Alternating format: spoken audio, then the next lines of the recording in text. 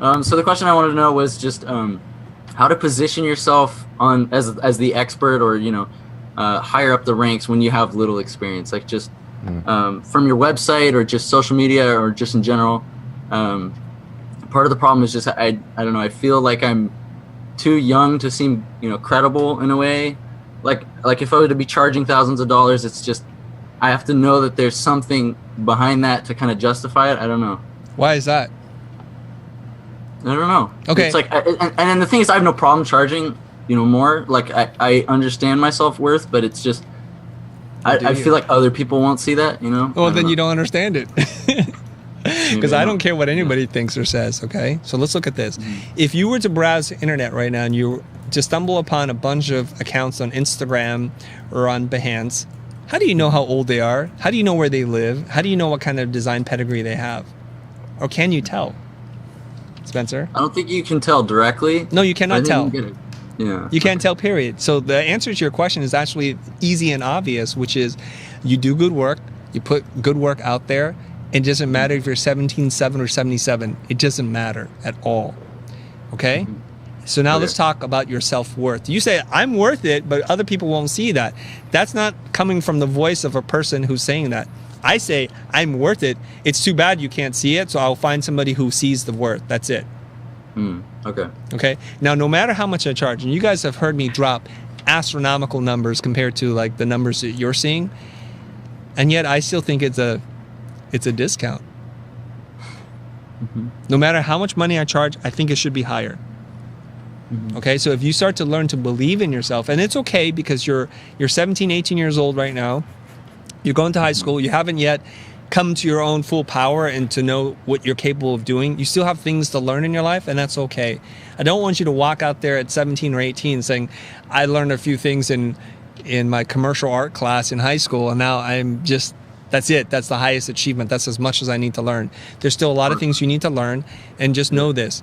There's great potential and value in you. You're just trying to align your own life experiences to meet that value that you already see in yourself.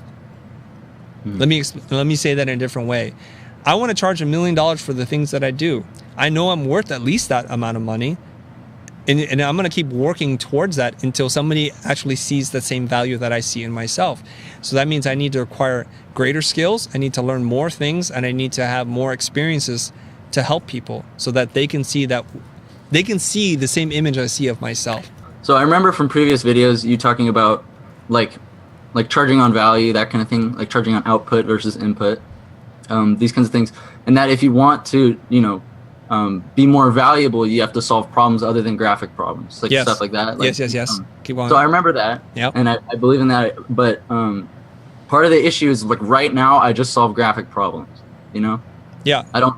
So that's part of it. Is just like I walk in and I know that what I do is worth money, and I know that if I sat down with a client, I could, solve major graphic problems essentially.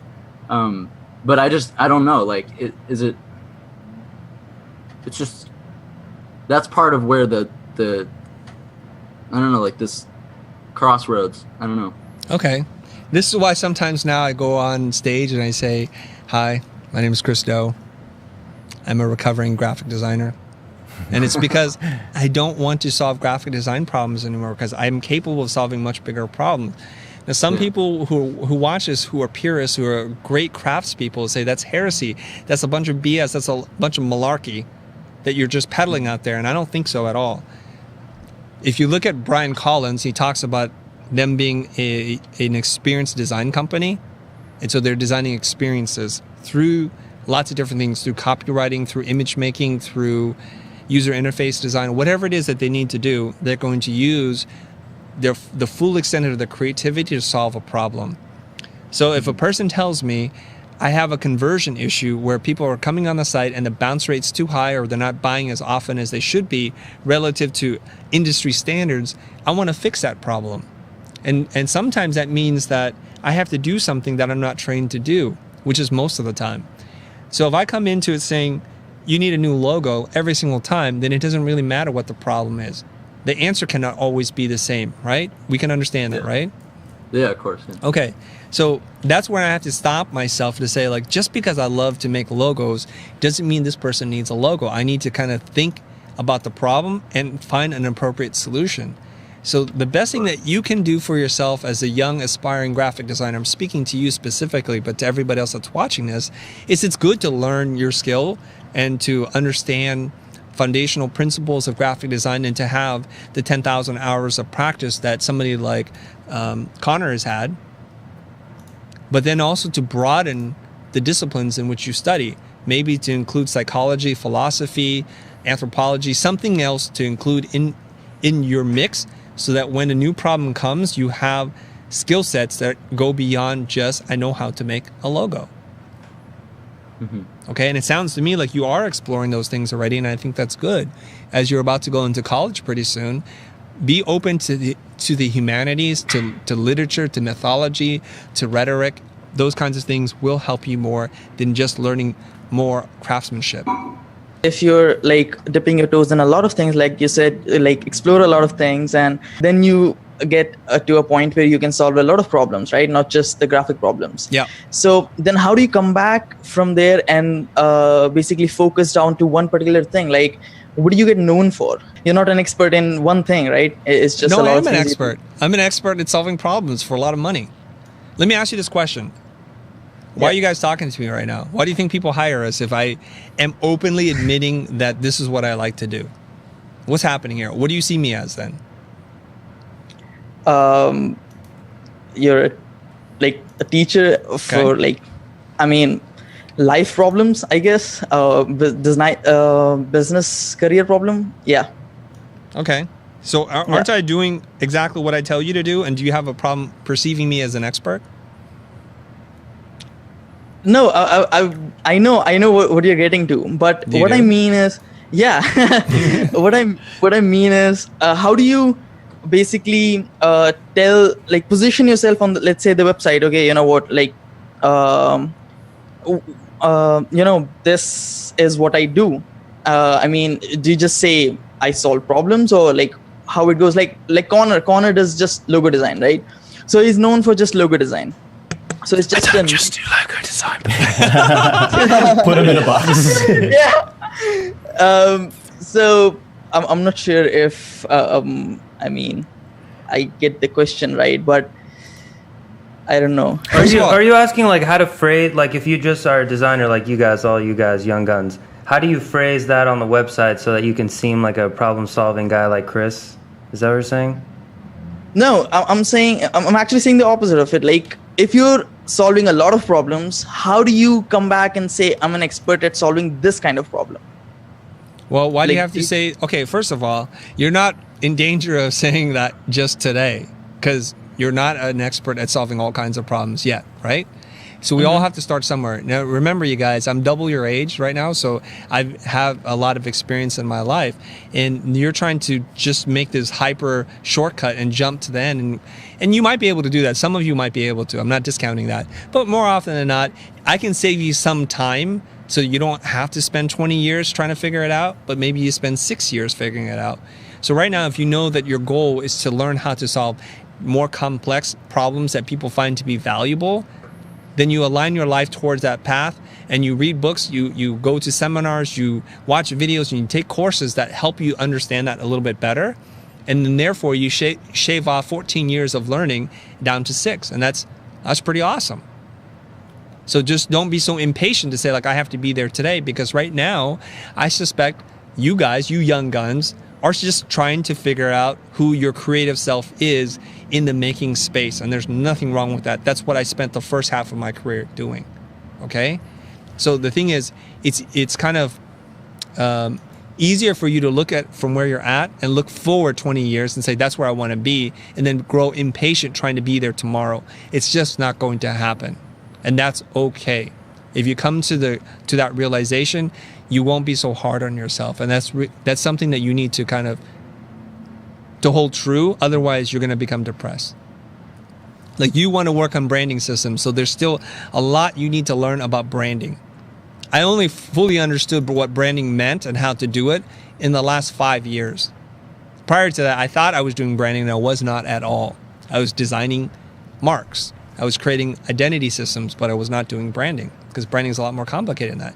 So why don't you master that? And as soon as you hit that pinnacle, set yourself a new goal and just keep climbing until you acquire all these different skill sets and points of view that you can help clients through most of the problems that they have. There's a good reason why I'm not standing in front of you as a 23-year-old, because I wouldn't have those experiences to reflect on you right now. That makes sense, right? Yeah, it does. All right. So, guys, be a little patient here. Some of you are just coming out of high school. Some of you have some college and didn't even go to college. So just work on those skills. And I don't think Arun was being dismissive to Connor. Connor's done an excellent job of positioning himself, because everything on his Instagram seems to be about logo design. And so when somebody needs a logo, they're going to call him. That's why he has work opportunities right now. But Connor, in the meantime, is working on developing his whole creative self. And eventually, he's going to flip the switch and migrate away from what he's known for into something he'd like to be known for. And so there's a transition period. And you go through that, and then you change again. Okay? Now, let me just do like a fundamental like meat and potatoes thing conversation. If you're watching this and you're thinking, what can I do that's going to be valuable so I don't get stuck in the maker space where it's not valuable and I'm going to be competing on Fiverr or Upwork or one of those marketplaces or 99 Designs? Well, let me tell you, there's a couple of careers or career paths or jobs that you can have right now that are valuable to lots of people. User experience design, user interface design, social media marketing / content marketing. Those things are valuable. If you know how to build and create impactful websites, that's valuable. That's important to somebody. So those are the general 4 things I would focus in on if you're still trying to figure out your career path. Is that cool? Yep. Chris, can I ask a question? Yeah. Because earlier you were saying that you wouldn't be standing in front of us as a 23-year-old because you were still figuring it out, and you've only figured branding out 5 years ago and all that. Yeah. So as a 23-year-old, and I just started my YouTube channel. I want to put content out there, and one of the things I struggle with is thinking that who wants to listen to a 23-year-old talk about branding or whatever I'm going to talk about. So how do I do people want to hear me, or am I still not an expert? Like, I always have this, who am I to go in front of people and tell them what to think or what to do? Or well, you're not telling them what to think or what to do. You're just telling them your story from your perspective, and that's really important. Now, despite what I just said to you, that I'm not a 23-year-old standing in front of you giving you career or life advice, and we can accept that to be fine.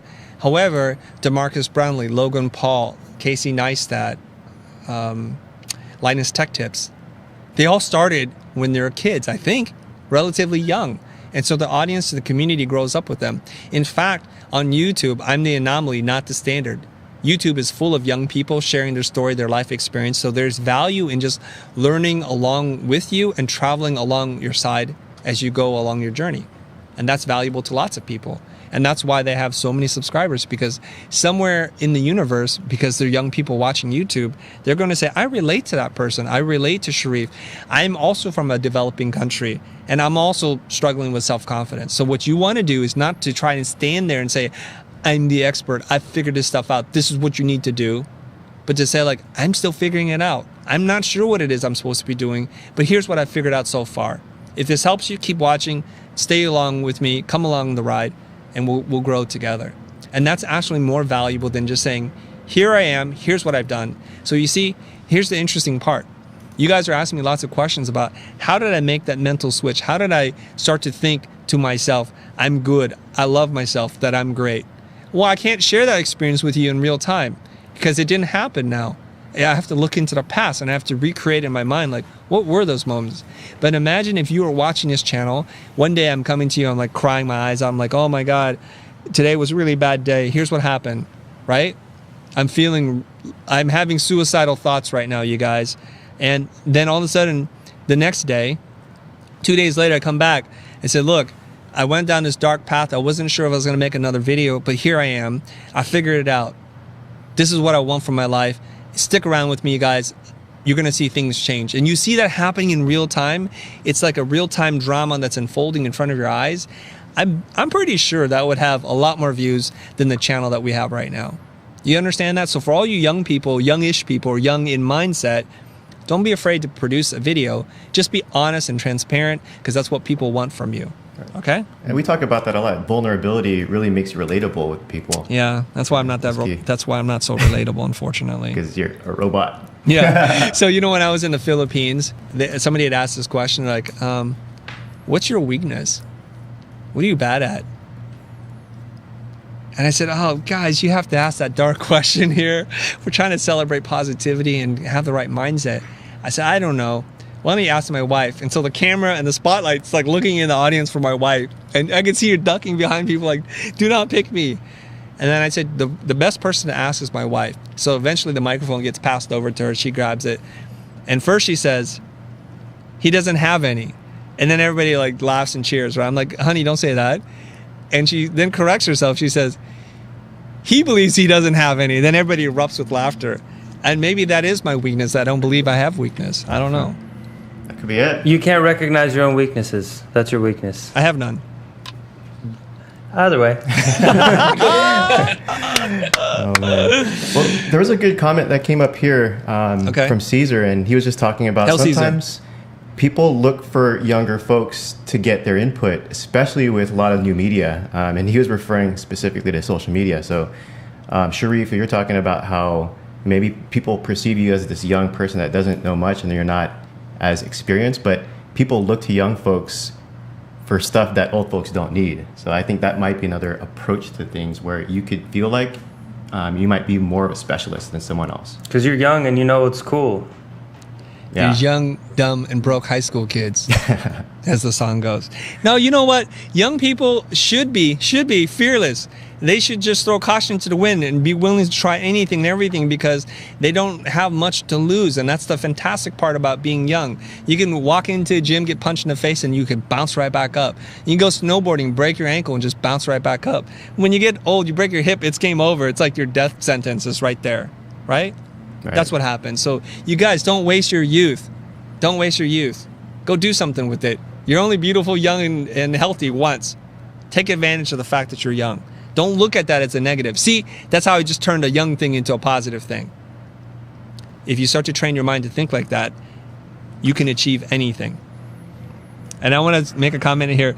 Nisare said, "Chris is like my big brother. I wish I had." I am your big brother, you guys. I'm here to help you. I'm here to share. So you can have me as an imaginary big brother or not, but I'm actually here to help you.